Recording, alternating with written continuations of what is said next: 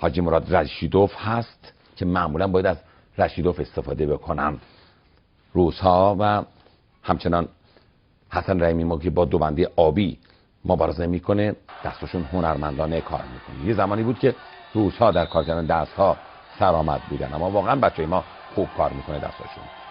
اخطار 30 ثانیه تمام میشه، یک اخطار به دوبنده قرمز به رشیدوف میدن و یک امتیاز فنی به حسن رحیمی. حسن رحیمی مرتب با دو دست یک دست سعی میکنه که گارد حریف رو باز کنه و حالا کشیگیر اینجا باجی زیر مچ پا موفق میشه رشیدوف خاک کنه حسن رحیمی رو و کشیگیر 2-1 میکنه. در خاک میره برای اجرای فن بارانداز. صدر بارانداز به اجرا بذاره. از کنار تشک مرتب به حسن رحیمی میگن که چگونه کار رو بال کنه. برای یک بار دیگه حسن رحیمی اقدام میکنه، دفاع مطلق. حالا سربند پی رو صدر به اجرا بذاره، تبدیل میکنه به مچ پا. صدر بلند شد جای خودش میره یه لحظه به موفق میشه خاک کنه یه لحظه با یه گورش برخاست و همچون برق و باد میپره به شریر خودش. خیلی تلاش کرد تا اینکه خاک نشه این کشتیگیر. 3-3 مساوی. اما حسن رحیمی برنده هست چرا که امتیاز آخر رو گرفته. 5 ثانیه فرصت داره و 4 ثانیه تلاش میکنه کشتیگیر دوبنده قرمز و اینجا میگه که ضربه نزنن. 1 ثانیه وقت باقی مونده. در این 1 ثانیه نمیتونه کاری رو به اجرا بذاره. وقت به اتمام میرسه. خسته نباشید دلاور. 61 کیلو مسعود اسماعیل پور از کشورمون میاد بر روی تشک. در مسابقات اروپایی هم اون موفق شد مدال نقره بگیره. حالا اینجا یک لحظه در ابتدای کار موفق میشه حسن کشتیگیر ما رو مسعود اسماعیل پور رو خاک کنه. از ثانیه اول مبارزه موفق میشه 2 امتیاز بگیره. در خاک میره برای اجرا فن بارانداز. صدر فن بارانداز رو به اجرا بذاره. کشتیگیر 61 کیلو و از همونجا صدر بارانداز به اجرا بذاره. مسعود اسماعیل پور از کار بون نمیده و داور وسط کشتی رو سرپا میده. پدرش هم محمود اسماعیل پور از مربیان زحمتکش مازندران و جویبار بوده و جا داره یادم بکنم آقای حسین نقیبی که 2 سال پی در پی به عنوان بهترین مربی کشور معرفی شده و حال بازیگر اقدام میکنه. یه گیرگیری رصدین و خاک میکنه مسعود اسماعیل پور و کشتی حالا 4-1 میکنه. 2 دقیقه و 30 ثانیه فرصت داره مسعود اسماعیل پور تا اینکه بتونه بازی اقدام میکنه. یک لحظه گاردش باز شدن چون برق و باد به پا رسید. حالا مسعود اسماعیل پور روی پاش بدل کاری میکنه و سعی میکنه که این کارو نده برای خودش. میره برای کنده کشی. صدر کنده رو بالا بیاره. اصلا اونجا کنده کشی میکنه. ببینیم که چه امتیازی میدن. 2 امتیاز برای مسعود اسماعیل پور در نظر گرفته میشه. نتونستیم ببینیم که من فکر میکنم 2 امتیاز داشت. کاملا 2 امتیاز داشت و 2-2 هم نبود. 2 امتیاز کشتیگیر ما گرفت. حالا روس‌ها میگن 2-2 باید کشتیگیر مجری فن. خب بله 2 امتیاز دادم. 1 امتیازم خدمتتون عرض کردم به کشتیگیر ما به خاطر اینکه اعتراضشون مورد قبول واقع نشد میدم و حالا کشتی 4-3 میشه. تا آخر کشتی هم نمیتونه اعتراض کنن. روس‌ها باز هم زیرگیری میکنه. باید مواظب زیرگیری این کشتیگیر باشه. مسعود اسماعیل پور باید بدونید به محض اینکه گاردش باز کنه اینجا میره به پشت مسعود اسماعیل پور خاک میکنه. به دنبال اجرای فن بارانداز هست. صدر بارانداز رو اجرا بذاره. کشتیگیر روس یه زیرگیر زبردست و قهار هست این ویکتور راسادین تا اینکه حداقل خیمه حریف خودش رو خنثی کنه. مسعود اسماعیل پور زیر کتف حریف میزنه و او رو از تشک خارج میکنه و موفق میشه 1 امتیاز بگیره از او. حالا کشتی 6-4 میشه. یه مبارزه نفسگیر و حساس بین مسعود اسماعیل پور از جمهوری اسلامی ایران و راسادین از روسیه در آوردگاه مسابقات جام جهانی. اینجا موفق میشه حریف خودش رو خاک کنه. روی پیچک او بدل کاری میکنه. خاک میکنه. کشتی رو 6 مساوی میکنه. تا این لحظه بازنده است. میره برای پیتر بارانداز اولی میزنه. میره برای بارانداز پیتر بارانداز دومی. حالا 8-6 میشه. به دنبال اجرای فن بارانداز هست. میره برای بارانداز. یه بارانداز هم اجرا میکنه و موفق میشه 2 امتیاز دیگه بگیره از حریف خودش. بارانداز بعدی هم اجرا میکنه. یه 2 بارانداز بعدی میتونن 2 امتیاز دیگه هم بدن به مسعود اسماعیل پور. 12-6 میشه. طوفانی به پا میکنه دلاور جویباری. 2 ثانیه 1 ثانیه تمام میشه. وقت تمام میشه. خسته نباشید دلاور. ماگومد قربان علیوف نصیری کار سخت و دشواری داره در مقابل این کشتیگیر. یا زیرگیری از ماگومد قربان علیوف که باز هم خنثی میکنه زیرگیری رو. وقت 30 ثانیه به اتمام میرسه و 1 امتیاز به کشتیگیر دوبنده قرمز میدن و 1 اخطار به کشتیگیر ما. اخطار درست هست واقعا. از ابتدای کار حمله کرده، 2 دقیقه حمله کرده، 2 دقیقه سعی کرده زیرگیری کنه و میثم نصیری حالا بایستی دقت داشته باشه. اینجا یک حمله از میثم نصیری پای حریف تشک خارج میکنه، یک امتیاز باید بدم به کشتیگیر ما. ولی یک امتیاز به دوبنده آبی میدن. یورش خودشو اقدام میکنه، اگر پا رو عقب نده زیرگیری میکنه، اگر عقب هم بده پاش تشک خارج میشه. حالا این کشتیگیر قربان علی فیگی ماگومت قربان علی زیر خمو این بار تبدیل به مچ پا میکنه، میتونه که خاک کنه و هنوز خاک نشده. اینجا موفق میشه خاک کنه و 2 امتیاز میگیره. بله 2 امتیاز. یه لحظه زانوی کشتیگیر ما اصابت کرد به تشک. حالا کشتی 3 بر 1 میشه. 30 ثانیه فرصت داره روی حمله خودش، میتونه که سرگردان مهار کنه و خاک کنه. کشتیگیر روس ماگومت قربان علیوف همه جای کشتی میگیره و تو گرفتن سر و گردن، زیرگیری، تو دفاع، تو حمله تا این لحظه بهتر مبارزه کرده، بیشتر هم حمله کرده. 3 ثانیه دیگه از وقت 30 ثانیه باقی مونده. این شکل نگه داشته، میدونه داره چیکار میکنه، میدونه که باید نگه داره و اخطاری که داده شده بود برای 30 ثانیه میثم نصیری نتونست امتیاز بگیره. 2 ثانیه، 1 ثانیه و تمام میشه. یه پیروزی برای روس‌ها ثبت میکنیم. خلیل امینوف کشتیگیر روس هست در 70 کیلو در مقابل کشتیگیر ما مصطفی حسین خانی. تقاضای اخطار میشه در ابتدای کار برای او، زیرگیری میکنه، موفق میشه در ابتدای کار خاک کنه حریف خودشو. مصطفی حسین هم برق و باد به پای حریف خودش میرسه و موفق میشه حریف خودشو امینوف خاک کنه. دستاشون خوب کار میکنه. حالا زیرگیری میکنه، یا زیرگیری از کشتیگیر از امینوف با پای دیگه درو میکنه و رفته میره خاک کنه حسین خانی رو. دوباره به حسین خانی تذکر میده که فرار نکنه. حسین خانی هم سعی میکنه که خاک نشه، که اینجا خاک میکنه. حسین خانی رو باید مواظب باشه بارانداز نشه. امتیازو اینجا میدن. بله 2 امتیاز رو میدن. 1 اخطار داور میده به کشتیگیر ما، 1 امتیاز میده. نظرش این بوده که پاش دانوش به تشک اصابت نکرده. نظر داور این چنین است. خوشبختانه اساس خوب کار میکنه و سعی میکنه که اینجا زیرگیری میکنه. یه زیرگیری از حسین خانی بالا میره تا اینکه بتونه خاک کنه. در این حالت خوب خاک میکنه. امیدوار هستیم که بتونه از این کشتیگیر امتیاز بگیره. پنجه پا رو گرفته که داور باید کاملا دقت داشته باشه. اینجا پنجه پا هست. داور متوجه این مسئله تا این لحظه نشده. ببینید مچ پا رو میتونه بگیره. حالا تبدیل میکنه مچ پا که در اینا رفته میتونه که خاک کنه. خاک میکنه حریف خودش و موفق میشه 2 امتیاز دیگه مصطفی حسین خانی از حریف خودش بگیره.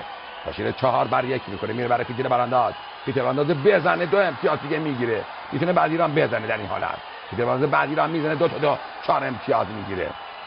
پیتر برانداز بعدی رو بزنه 10-1 خواهد شد. میره برای پیتر برانداز بعدی. اینجا در تلاش هست اینکه بتونه پیتر برانداز بعدی رو بزنه که ناموفقه و نمیتونه این بار دیگه پیتر برانداز رو به اجرا بذاره.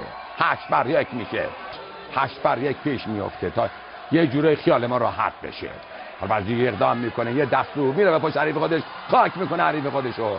2 امتیاز دیگه میگیره. 1 امتیاز دیگه هم بگیره بتونه با امتیاز عالی شکست بده حریف. کاری میکنه کارستان که یه حمله دیگه بکنه کشتیگیر روس و یه دستو بکشه و او رو خاک کنه رو حمله خودش. زیرگیری و میره تا اینکه خب قبل از در این حالت نباید داور سوت میزد. اشتباه کرد داور.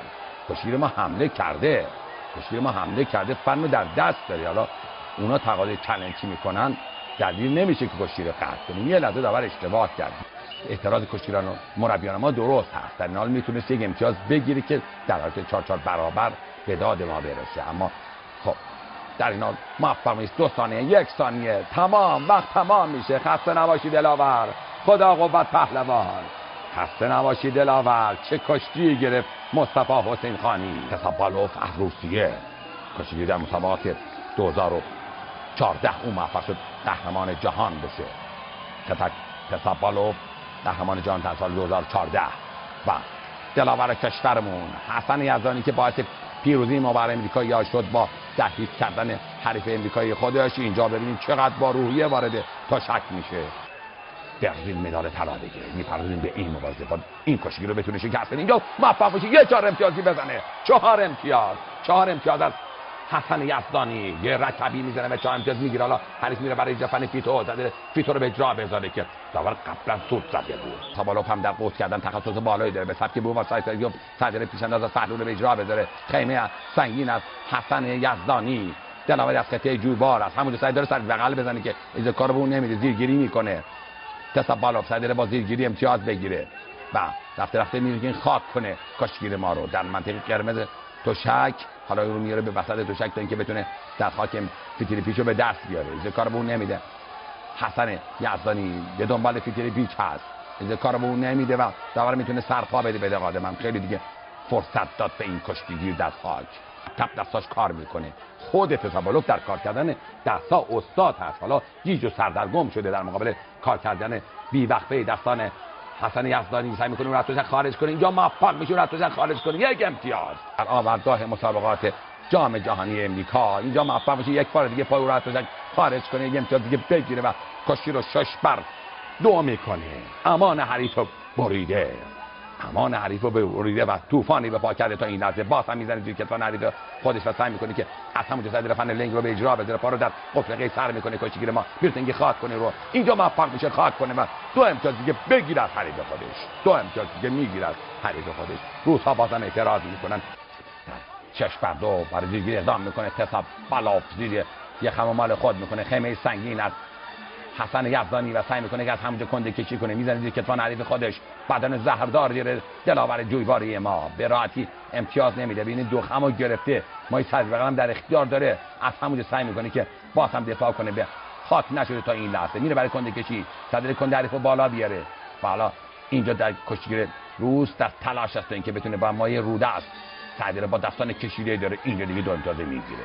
2 امتیاز میگیره و میتونه دیگه با دست خاک بشینه. به اعتقاد من که اسیر میره برای فتیل بارانداز که اینجا روی پل نگهش میداره حریفه و میتونن 2 امتیاز به کشتیگیر ما بدن. روی پل نگه میداره تسابالوف. 2 امتیاز میدن به حسن یزدانی. 2 امتیاز میدن و کشتی حالا 8-4 میشه. 2 کشتیگیر به هم دیگه میپیچن. مثل مار به هم دیگه میپیچن. 2 کشتیگیر فنی با تکنیک.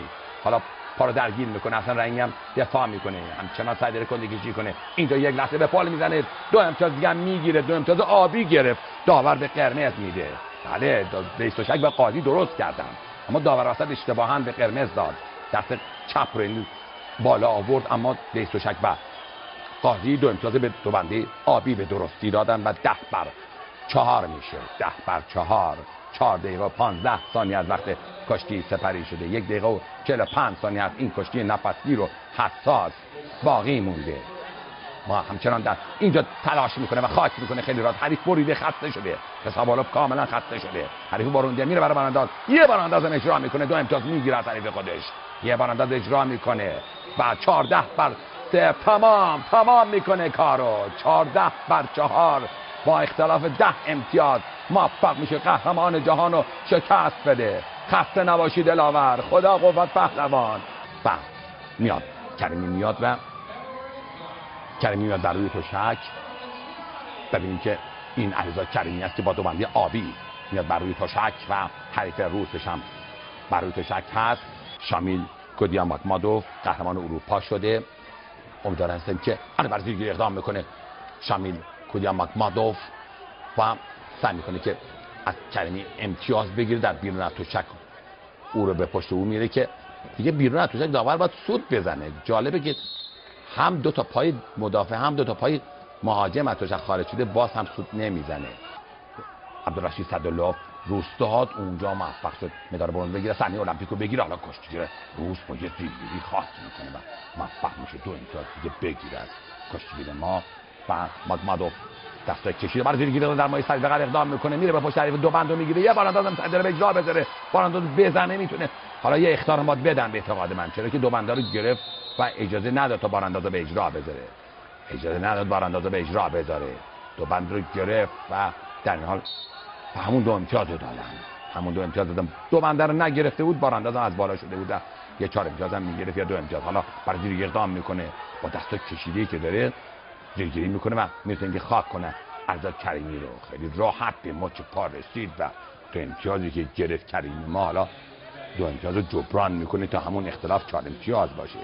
و علیرضا کریمی حالا قوس میکنه. یه قوس زیرگیری میکنه. از قوس کردن قوس خوبی کرد. تعادل حریفو به هم زد. به پا هم رسید اما به دنبال اون دیگه نتونست. نتیجه در مورد سربقل حالا زیرگیری میکنه. بالا میره. میتونه خاک کنه. این بار هم یه لحظه پاشو در میاره از دستانه.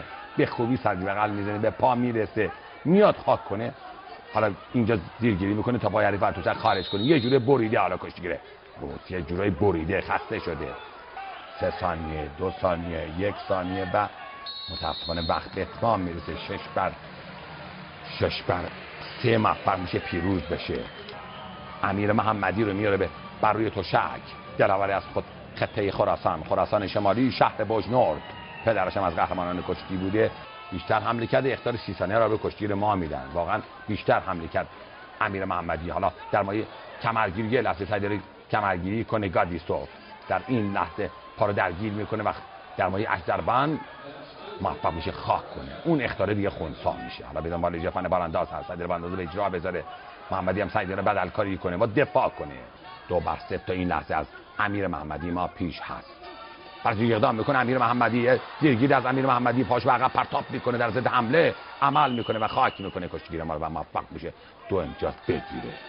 برق و باد پاش به عقب پرتاب میکنه. عبدالسلام گادیسوف از روسیه پاهای بیداری داره، چالاک هست این کشتیگیر، دستان پرتوان دیده. یک لحظه در مایه لنگ سعی میکنه بره به پشت حریف خودش، میرسه اینکه خاک کنه حریف خودش. اینجا موفق میشه خاک کنه گادیسوف، 2 امتیاز میگیره از حریف خودش. خسته شده کاملا، میتونه تکون بده حریف خودش. باز هم زیرگیری، این بار زیر چشم بسته و گادیسوف که زیرگیری میکنه و سعی میکنه محمدی رو خاک کنه. محمدی هم اینجا رو میکنه و به هم میپیچند و کشتیگیر. یک بار دیگه مچ پا رو در اختیار گرفته گادیسوف، اما هنوز نتونسته خاک کنه. گادیسوف مچ پا رو در اختیار گرفته اما نتونسته خاک کنه. حالا خاک میکنه و آهنگ کشتی رو عوض میکنه. چند ثانیه هم در خاک میتونه وقت رو سپری کنه که خوشبختانه داور زود سرپا میده. های بیاض سرپرست تیم حالا برای زیرگیری یک بار دیگه اقدام میکنه و این زیر چشم بسته که همچون برق و باد خاک میکنه و موفق میشه 2 امتیاز دیگه بگیره و کشتی رو 8 بر 2 میکنه. این هم مربیان روس هستن و 12 ثانیه کاملا خسته شده گادیسوف، کاملا بریده و حالا روس ها سعی میکنن که باز هم وقت رو به این شکل تلف کنن و محمدی هم در تلاش است اینکه بتونه باز هم نتیجه بگیره، امتیاز بگیره از گادیسوف. 3 ثانیه 2 ثانیه حالا گادیسوفه که سعی میکنه زیرگیری کنه، خاک میکنه، یه بارانداز هم میزنه که در هیچ کنه که خوشبختانه وقت قبلا تمام شده بود. یعنی وقت بود یه بارانداز هم میزد. یه جوری دیگه محمدی هم خسته شده بود، خوشبختانه نتونست هیچ کنه و امیر محمدی مغلوب میشه. 3-4 میشه. 3-4 و احتمالا برای هنوز دست رو بالا نبرده داور. ببینیم که حرکت از با هم میبینیم اینجا یه زیرگیری. روس‌ها اعتراض کردن به وقت که نظرشون از چیه. خب وقت تمام شده بود، واقعا ساعت ما دیدیم وقت واقعا تمام شده بود و سعی کرد که دیگه دهیچ کنه که نه، متاسفانه بله در این لحظه 1 امتیاز دیگه حالا به کشتیگیر ما میدن، چرا که اعتراضشون مورد قبول واقع نمیشه. روس‌ها این آخرین مبارزه هست. کامل قاسمی کشتیگیر کشورمون و درست داره داوری میکنه، واقعا تذکراتش به جا هست. این 3 ثانیه هم به اتمام میرسه. 1 اخطار به خوشخوف، 2 بنده قرمز، 1 امتیاز فنی به دونده آبی کامل قاسمی، 1 خوشخوف از روسیه. 0 تا این لحظه حالا 10 ثانیه فرصت داره، از 30 ثانیه باقی مونده تا بتونه امتیاز بگیره. یه زیرگیری حالا میکنه و میرسه اینکه اخطار رو خنثی کنه که امیدوارم که نتونه در این فاصله خاک بکنه همچنان، ولی این فرصت به اون میدن تا انتها و موفق بشه در بیرون تشک خاک کنه و 2 امتیاز بگیره. البته ما اگر خدای نکرده با همین نتیجه هم کشتیگیر ما کمید بابازه باز هم ما جام قهرمانی تصاحب کردیم، اما ما دوست داریم حالا میره برای فنون بالاتر در پنجشکن به اجرا بذاره، بعد مواظبی مثلا خاک میکنه حریف خودشو. کامل قاسمی در یک کش قوس موفق میشه خاک کنه. زید به آباتش کشتیگیر روس صدش پلنگشکن به اجرا بذاره، اما دلاور کشورمون خاک میکنه و 2 امتیاز میگیره. حالا 3 بر 2 پیش میفته. 4 ثانیه، 3 ثانیه، 2 ثانیه، 1 ثانیه، تمام میشه. تمام میشه. خسته نباشید دلاور. خدا قوت پهلوان.